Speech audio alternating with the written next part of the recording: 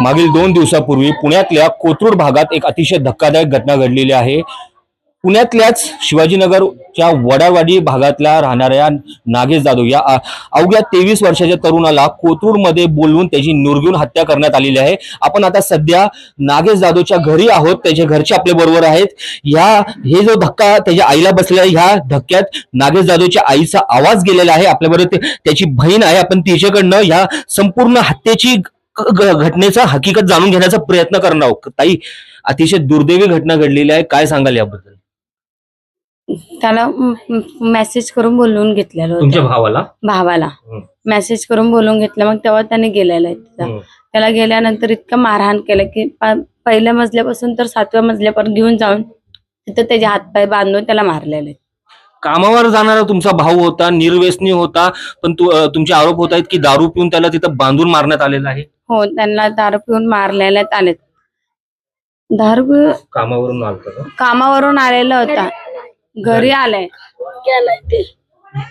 तो घरी आल्यानंतर त्याला फोन किंवा मेसेज आले ना त्यांचे मारेकऱ्यांचे? फोन मेसेज आणि फोन आलेला आहे, त्याला बोलवून घेतलं। त्याला काय कारण असू शकतो ह्या मारहाणीचं, हे मर्डरचं? म्हणजे कारण आता पहिले त्यांचं आधी काय अफेअर्स आधी बी त्यांचं सोबत त्याला मारलेलं होतं। त्याने 2 वर्षाचं आधी पूर्वीचं होतं ते। मग तेच त्यांना कशासाठी मग आता पुन्हा त्याला असं बोलून मारहाण केलं। आम्ही ऐकलं तर तेव्हा पोलीस चौकीचं कंप्लेंट वगैरे झाली, जे की सगळी मिटवून घेण्यात आलेली होती। 2 वर्षांनी तो तुमच्या भागात इथं कुठेतरी कामाला लागलेला। हो, शिवाजीनगरची इथं कामाला जातो। शिवाजीनगरच्या इकडे कामाला जातो LIC कंपनीमध्ये। आणि तो घर आणि कामच आहे त्याचं, तो कुठं जात नाही, येत नाही। पण अचानक त्याला त्या दिवशी फोन मेसेज त्यांच्याकडून आला। मग ते का बरं असं बोलवलेत म्हणून तो गेलेला आहे तिथे, फसवलं त्याला। त्याची मोठी बहीण,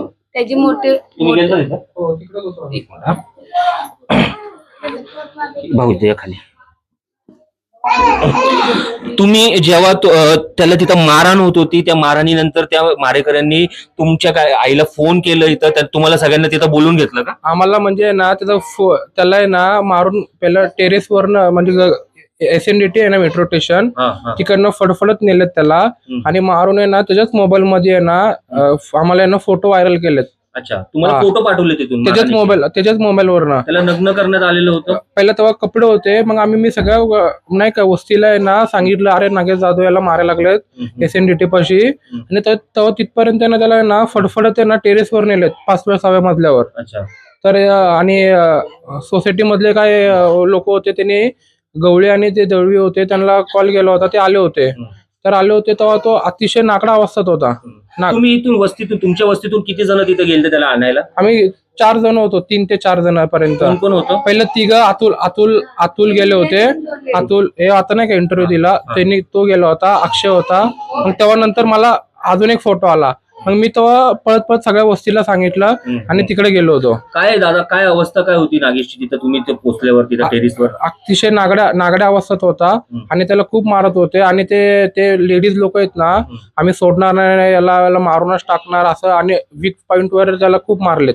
वीक पॉइंट आणि डोक्यावर अतिशय ना, डोका सगळं असा हात लावला ना हात जात होता डोकं, एवढं बेकार अवस्थेत मारले होते त्याला। निर्जीव दारू पाजून मारलेत त्याला। तो डायरेक्ट त्यांचा नातेवाईक आहे ना सुनील शिंदे, तो डायरेक्ट बोलला की आम्ही याला कच्ची दारू पाजून मारले म्हटला।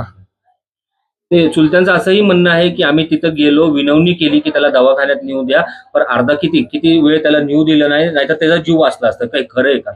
हो, कारण की ते पाठवतच नव्हते। आम्ही आहे ना त्याला चालता पण आहे ना, त्याला काय असं पाय आहे ना फ्रॅक्चर झाला होता, त्याला आम्ही उचलून नेत होतो। तर ते त्यांची लेडीज होती, सुनीता शिंदे वगैरे, मनीषा पवार, ते काय म्हणत होते, याला आहे ना टेरेसवरून येतात ना तुम्ही, चालतच नाहीचं, नाहीतर याला आम्ही आहे ना ढकलून देणार म्हणून, खालीच फेकून टाकणार। मग आम्ही असं हलगत उचलत होतो, तर तो त्रास सहन करत होता। नाही याला चालत होते, आणि पाठीमागणं ना त्याला बेदन मारहाण करत होते, आणि ते लेडीज लोक आमच्या पण अंगावर येत होते। आईचं पण ऐकत नव्हते का? कोणाचंच ऐकत नव्हते। तुम्हाला शिव्या देत होते?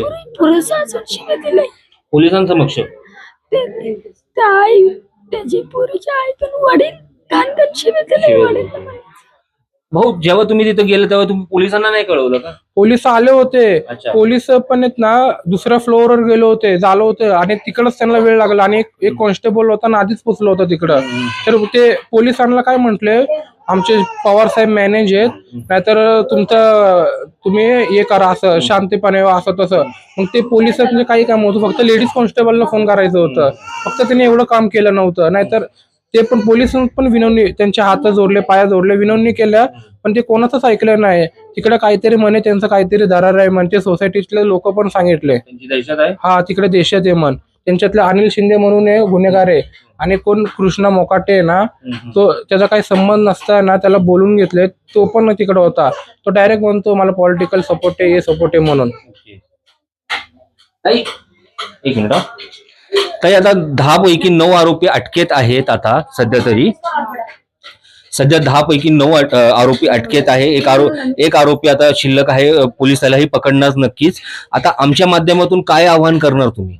त्यांना जीवाबद्दल जीवच घ्यायचं, फाशीची सजा व्हायलाच पाहिजे, मुलीला सगळं. तर नक्कीच हे होते नागेश जाधवचे परिवारातले. त्याची बहीण होती, त्याची आई होती, त्याचे मित्र, त्याचे चुलते. त्यांचं असं म्हणणं आहे की तिथं आम्ही पोहोचलो असता, त्याला वाचवण्यासाठी विनवणं केलं, मात्र आम्हाला तिथं शिवीगाळ करण्यात आली. कधी आम्हाला त्याला दवाखान्यात टायमावर नेता आलं असतं तर आमचा मुलगा आमचे पशी असला असता, जीवित असला असता. आणि आता ते ह्या सगळ्या प्रकरणात हे जे 10 आरोपी त्यांच्यासाठी फाशीची मागणी करत आहेत. आता ह्या सगळ्या प्रकरणात नक्की पुढं काय होतं हे नक्कीच बघायचं राहणार आहे. न्यूज नेटवर्क 360 मराठीसाठी मी झोएब शेख, पुणे. मागील 2